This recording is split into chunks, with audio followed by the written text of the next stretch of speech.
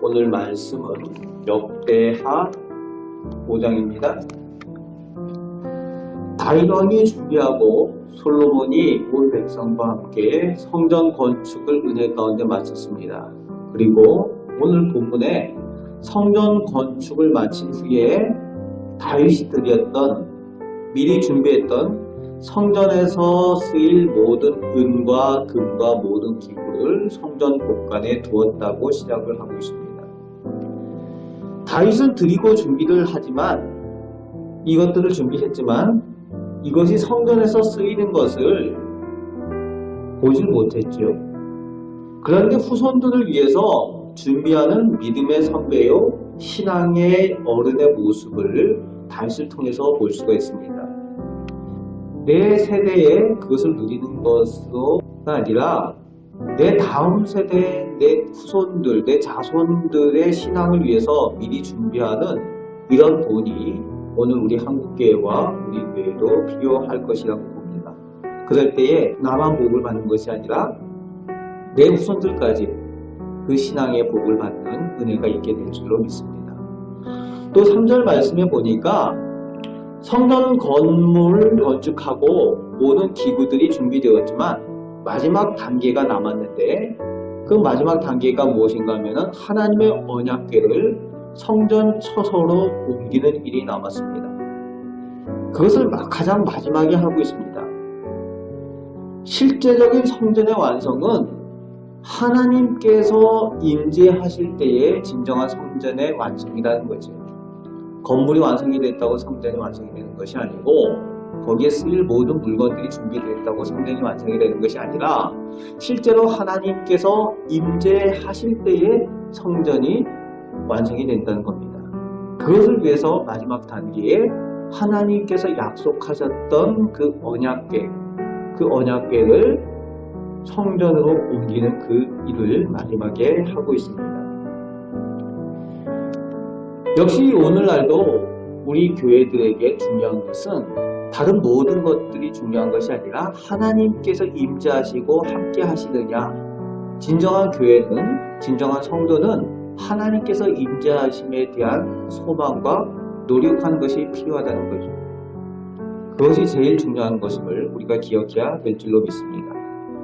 그래서 이 언약궤를 옮기기 위해서 3절 말씀에 보니까 솔로몬 왕이 이스라엘의 모든 지도자들을 다 소집을 했다고 되어져 있습니다.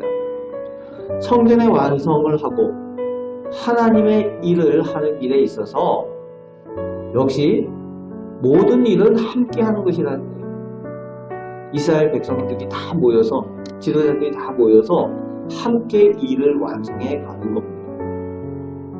하나님의 백성이 함께 연합하여서 동역을 할 때에 하나님께서도 역시 함께 계시고 은혜를 베푸신다는 겁니다.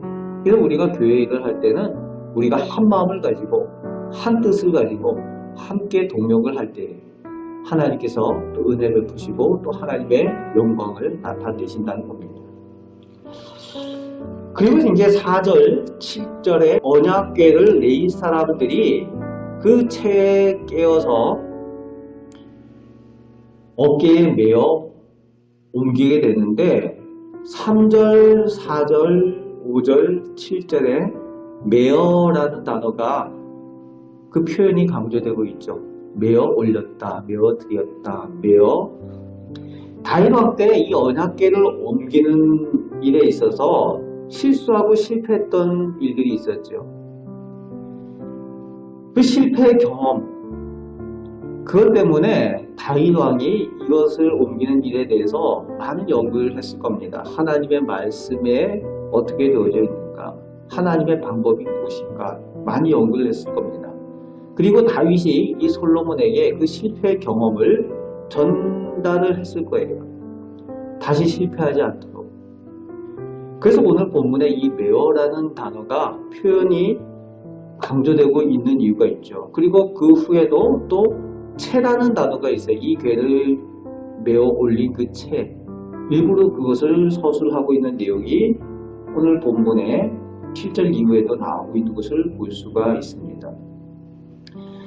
우리가 우리의 신앙의 간증들을 전달하는 일이 매우 중요한데, 우리 자손들에게 신앙 전수를 하는 일이 매우 중요한데, 우리가 성공의 간증들도 중요하지만 우리가 하나님 앞에서 잘못했던 일들, 실수했던 일들, 실패했던 일들, 그것을 어떻게 극복해 나가는 것인가에 대한 그런 경험들도 전수하는 것이 매우 중요합니다. 그럴 때 우리 자녀들이 똑같은 실수를 경험하지 않고 실패를 반복하지 않고 하나님 앞에서 복된 자녀들로 신앙 앞에 설 수 있도록 하는 것 매우 중요합니다. 오늘 다윗은 솔로몬에게 이런 실패의 경험들까지 전달했을 것으로 보여지죠. 그래서 오늘 본문 말씀 가운데 레위인들이 그 궤를 옮길 때에 그 말씀에 따라서 그 궤를 체에 꿰어서 어깨에 메어서 올리고 그리고 하였다라는 내용이 나오고 있는 것입니다. 10절 말씀에는 이 언약궤 안에 돌판 외엔 아무것도 없으니 라고 기록되어져 있습니다. 원래는 이 언약궤 안에 다른 것들이 또 있었어야 돼요. 어떤 것이 있어야 되는가 하면은 만나를 담은 금 항아리들이 있었어야 됩니다. 그리고 아론의 쌍난 지팡이가 또 있었어야 됩니다. 그것들 언약궤 안에 함께 두기로 되어져 있었습니다. 그런데 지금은 두 돌판 외에는 아무것도 없었다. 왜 없어졌을까요? 이 만나 담은 항아리와 아론의 쌍난 지팡이는 하나님의 기적 그리고 살아계심을 증거하고 표현하는 그런 증거물들인데 그것이 없어졌어요. 누가 그것을 없앴을까요? 여러분, 누가 없앨 수가 없죠. 언약궤 안에 있는 거 언약궤 들여다보면 죽는데 재앙을 당하고 죽었다는 표현들이 많이 나오고 있죠, 성경에. 그러니까 언약궤 안에 있는 것들을 함부로 할 수 있는 능력을 갖고 있는 사람이 없어요. 그런데 그것이 없어졌어요. 누가 했다는 얘기입니까? 하나님께서 하셨다는 거예요. 하나님께서 다른 것들을 다 없애고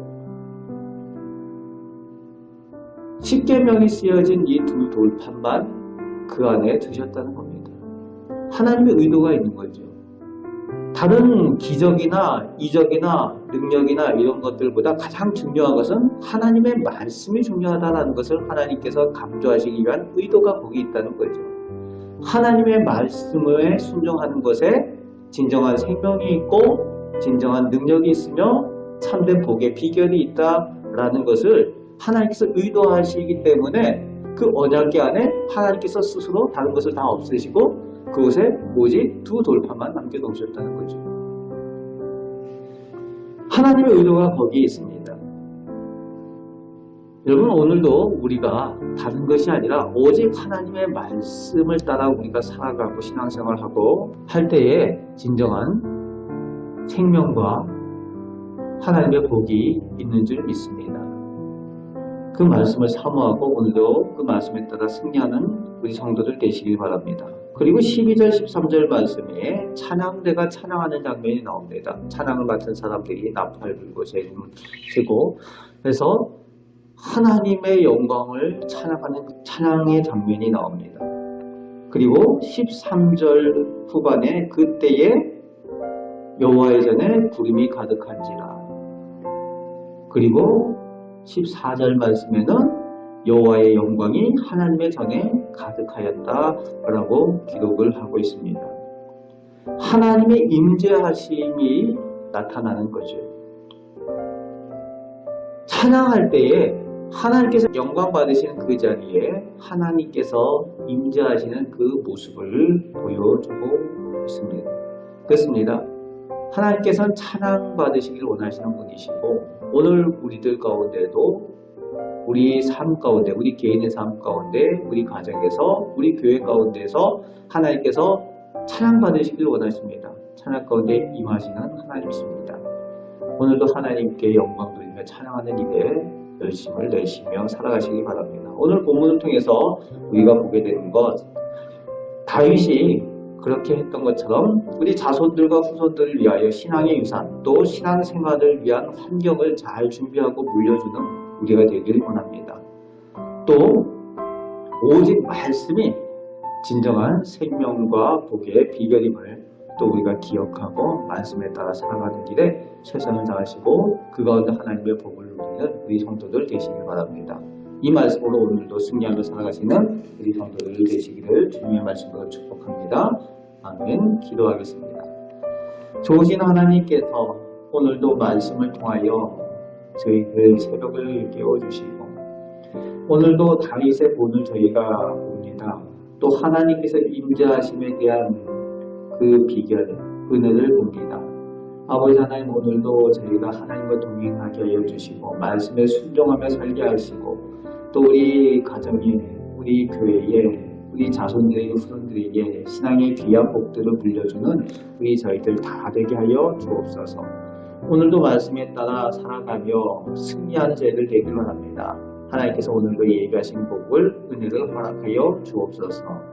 우리를 사랑하시는 예수 그리스도의 이름으로 기도하옵나이다. 아멘.